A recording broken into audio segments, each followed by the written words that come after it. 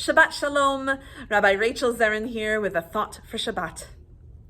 Here we are in Parashat Vaera in the thick of the drama of the Exodus narrative.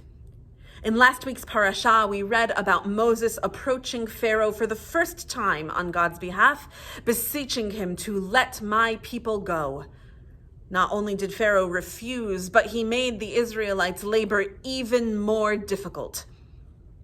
This week's parasha opens with a beautiful fourfold promise of redemption, which Moses delivers to the Israelites. Only the Israelites are so overwhelmed by their increasingly harsh labor that they cannot hear it. God then instructs Moses to again go to Pharaoh and implore him to let my people go.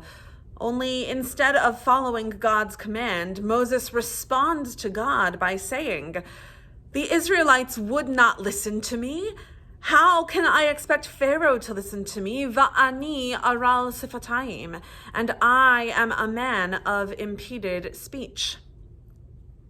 God simply responds by sending Aaron to go with Moses. Moses will still receive prophecy from God. Moses will share those words with Aaron, and Aaron will share those words with Pharaoh or the community. That is, in fact, how the story goes. There is so much that we can learn from this short exchange between Moses and God. First, I think of Moses, the greatest prophet that we have ever known, responding to God by saying, "How can I do what you have asked me to when I have a speech disability?" Moses asks for help from God, God's very self. And if Moses can ask for help, surely we too can ask for help and support whenever we need it. And I also think of God's response.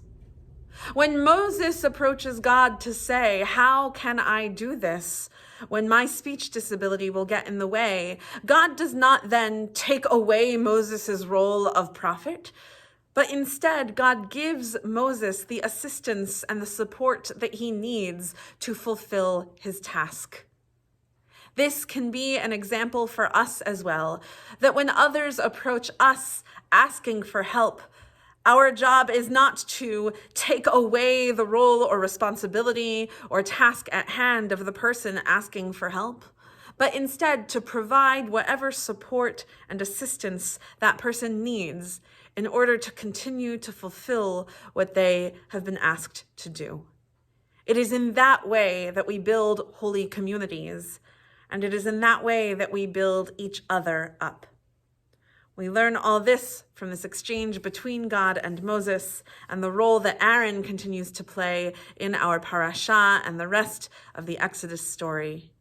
With that, I wish you all a Shabbat Shalom. May we all be willing to ask for help when we need it and to provide it when it needs to be offered. Shabbat Shalom.